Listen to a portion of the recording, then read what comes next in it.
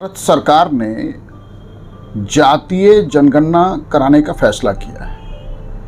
आइए इस पे हम एक चर्चा करते हैं। तो देखिए कि अंग्रेज़ों ने सबसे पहली बार 1881 में जातीय जनगणना कराए।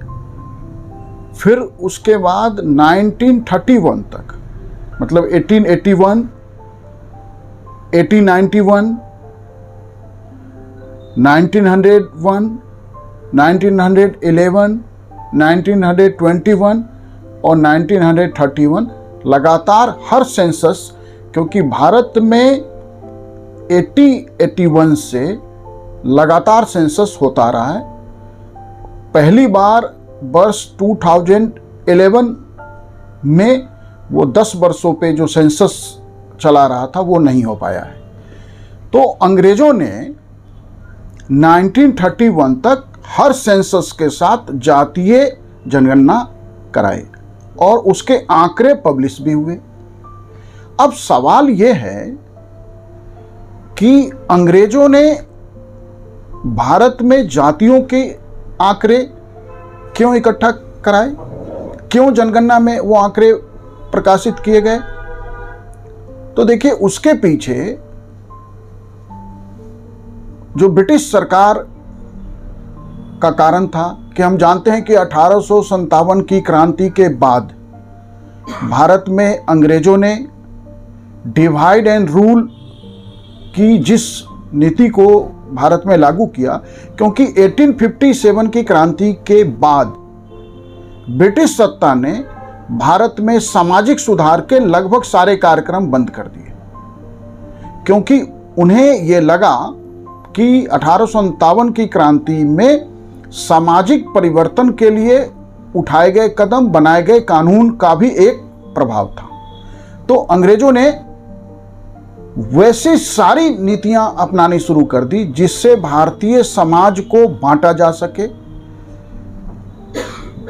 सरकार का तर्क तो यह था, ब्रिटिश सरकार का, कि जातियों के आंकड़ों के आधार पर देश में उनकी सामाजिक स्थिति और उनकी आर्थिक स्थिति की समझ के आधार पे योजनाएं सरकार देश के लिए बनाएगी। लेकिन हम जानते हैं कि अंग्रेजों ने कल्याणकारी राज्य का जो कॉन्सेप्ट है, वेलफेयर स्टेट का, उस दिशा में तो कुछ खास किया ही नहीं। तो फिर ये जातियों के आंकड़े क्यों अंग्रेजों ने इकट्ठा किए, क्यों ब्रिटिश सरकार ये सेंसस कराती थी?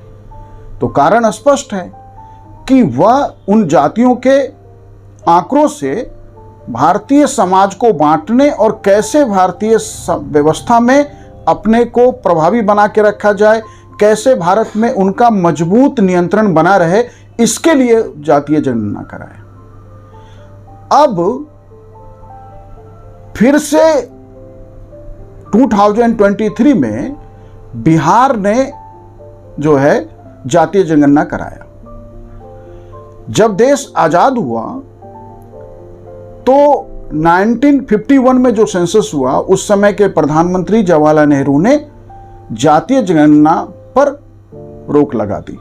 वैसे एससी एसटी के जातियों का जनगणना जारी रहा। वो 51 से लेके 2011 तक हर सेंसस में एससी एसटी के आंकड़े इकट्ठा किए गए। उसका कारण ये था कि एससी एसटी भारतीय समाज का वह वर्ग है, वह हिस्सा है जो आप कह सकते हैं कि ऐतिहासिक रूप से हजारों वर्षों से जिनका इकोनॉमिक एक्सप्लॉयटेशन, जिनको सोशली डिप्राइव रखा गया, सामाजिक रूप से वंचित रखा गया, तो वैसे लोगों के आंकड़ों के आधार पे उन्हें मुख्य धारा में लाने के लिए नीतियां बनाई जा सके, राज्य स्तर पर भी और केंद्र सरकार के स्तर पे। इसलिए एससी एसटी के आंकड़े इकट्ठे किए जाते थे।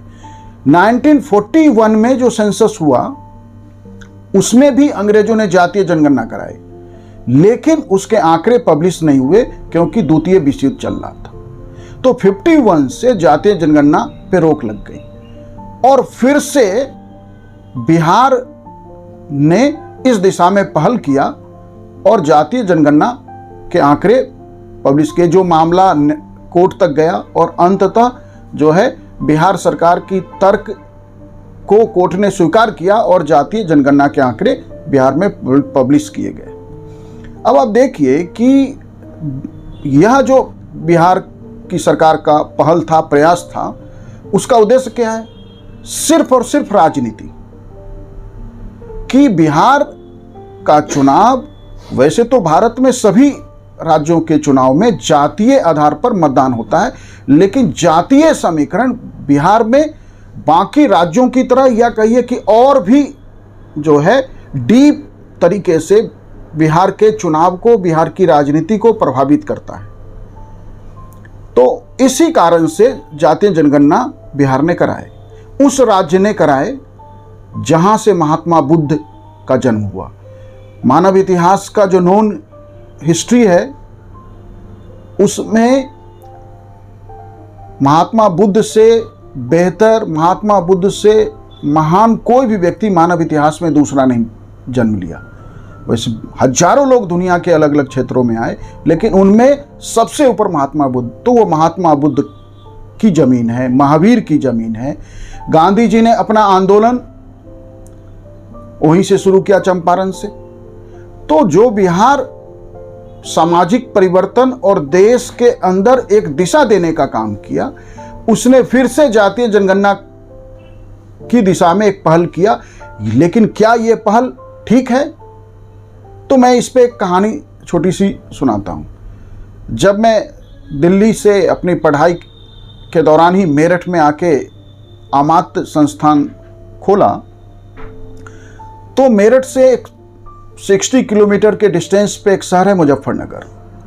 वहाँ की एक एडवर्टाइजिंग एजेंसी का एक एम्प्लॉय मेरे पास आया और उसने जो है मुझे प्लान बताया कि हम होल्डिंग जो है आपके लिए होर्डिंग लगा देंगे मुजफ्फरनगर और आसपास के क्षेत्रों में। और उसने एक रेट कोट किया। उसी बातचीत के दौरान उसने मुझसे पूछा कि आप भारतीय हैं? आप भी भारतीय हैं? मैंने कहा मैं भी भारतीय हूँ। मुझे लेकिन उसके इस सवाल का स्पष्ट अर्थ समझ में नहीं आया, लेकिन मैंने ये कह दिया कि हाँ मैं भी भारतीय हूँ। उसने जो रेट कोट किया था उसमें लगभग 50% की कमी कर दी और मेरे होर्डिंग संस्थान के उसने मुजफ्फरनगर और आसपास लगा दिए। वो संस्थान जिसके लिए वो काम लेने आया था, वो आसपास के क्षेत्रों में एक अच्छी खासी एडवर्टाइजिंग एजेंसी है।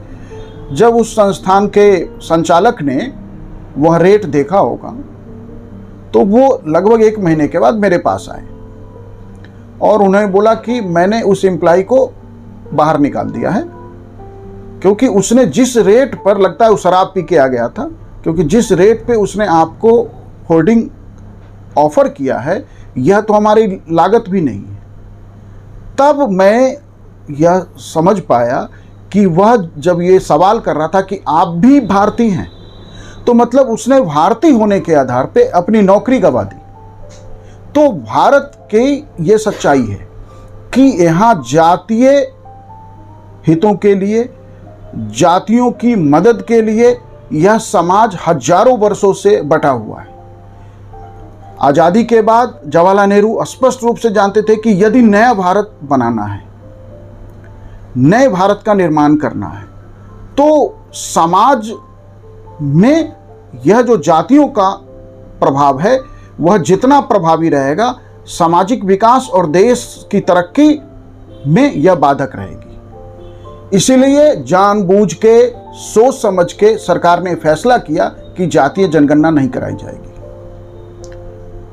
और परिणाम क्या हुआ कि देखिए भारत में बहुत सारी नई जातियों का जन्म हुआ। सिविल सर्वेंट होना एक नई जाति है। आज एक सिविल सर्वेंट अपने सामाजिक रिश्ते नातों में वह सिविल सर्वेंट को ही प्रमुखता दे रहा है। डॉक्टर होना एक नई जाति है, एडवोकेट होना एक नई जाति है, टीचर होना एक नई जाति है। तो भारत में पिछले 70 वर्षों में बहुत सारी नई जातियों का विकास हुआ और जो हजारों वर्षों की जो ऐतिहासिक जाति व्यवस्था है उसको इसने निश्चित रूप से रिप्लेस करना शुरू किया। लेकिन रिप्लेसमेंट की दर जो है उतनी तेज नहीं है। और हो भी नहीं सकती, क्योंकि जो जाति व्यवस्था भारत में आई वो कोई एक दिन में नहीं जाति व्यवस्था विकसित हो गई। यदि हम भारत के इतिहास का अध्ययन करें तो ऋग्वैदिक काल में समाज में 3 जाति कहिए या 3 वर्ग का उल्लेख है, पुरोहित, क्षत्रिय और सामान्य लोग। लेकिन उत्तर वैदिक काल तक लगभग 500 वर्ष के बाद हमें जातीय संरचना देखने को मिलता है। तो जातियों का विकास जो है शताब्दियों में हुआ है। तो भारत में एक नए समाज का निर्माण, क्योंकि हम आज़ादी के तो सिर्फ 70 वर्ष से ही अधिक बीते हैं, तो हम जो है जो ऐतिहासिक रूप से हजारों वर्षों की जो जाति व्यवस्था है उसे खत्म करके उसको रिप्लेस करके नई जाति 70 वर्षों में नहीं बनाई जा सकती है। लेकिन उस दिशा में देश तेजी से आगे बढ़ रहा था। अब बिहार सरकार ने जो कोर्ट के आगे तर्क रखा कि जातियों के आंकड़े के आधार पर सामाजिक योजनाएं, कल्याणकारी योजनाएं जो है सरकार बेहतर बना पाएगी, इस और केंद्र की सरकार ने इसका जो है भरपूर विरोध किया था। मैं केंद्र की उस सरकार से बहुत सहमत था कि केंद्र की सरकार ने देश हित में सही स्टैंड लिया और उसने जातीय जनगणना की मांग को सिरे से खारिज कर दिया।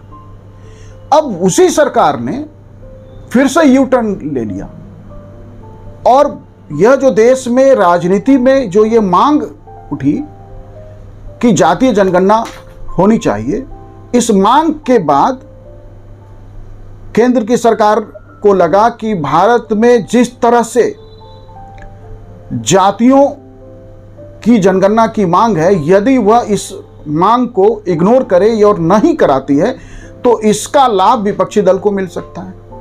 तो सत्ता की राजनीति के लिए सरकार ने जातीय जनगणना कराने का फैसला किया और वही तर्क फिर से आ रहे हैं सामने कि सामाजिक विकास की योजनाएं बेहतर बनेंगे। अब आप सोच के देखिए कि जो कल्याण की योजनाएं हैं, SC ST के लिए जो कल्याण की योजनाएं, SC ST भारतीय समाज का एक ऐसा वर्ग है जो आर्थिक रूप से और सामाजिक रूप से जिनका हजारों वर्षों से जिन्हें अलग थलग रखा गया था, उनके आंकड़ों की जरूरत थी ताकि उस समाज को, उस वर्ग को देश की मुख्य धारा में लाया जा सके।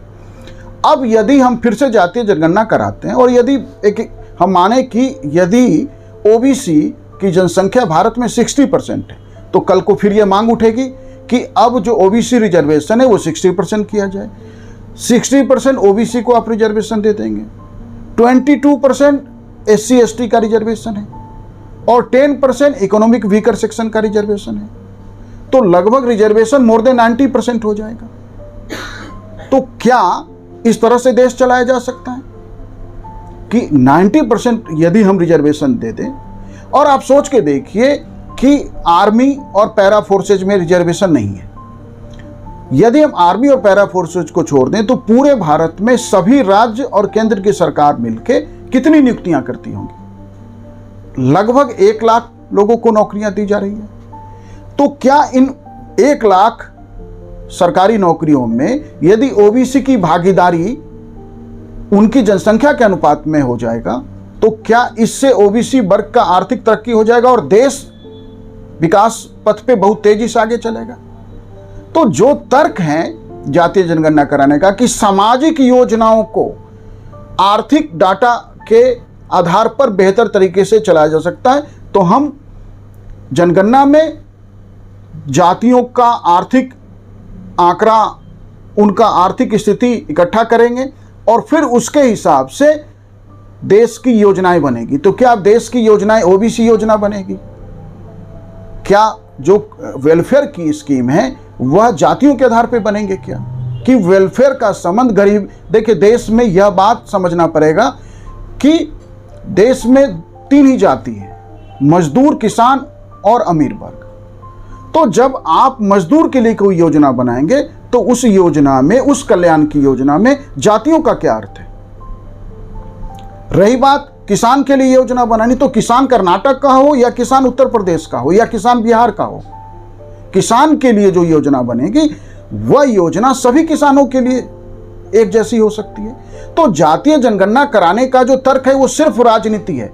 और दुख का विषय है कि आज़ादी के बाद हमारे पहले प्रधानमंत्री ने जिस समझदारी के साथ देश की समस्याओं से देश को बाहर निकाल के और तरक्की के रास्ते ले जाने के लिए दुनिया का एक अग्रणी देश बनाने की जो आधारशिला रखी, आज देश की सारी राजनीतिक दल जो है उस आधारशिला को कमजोर कर रही है।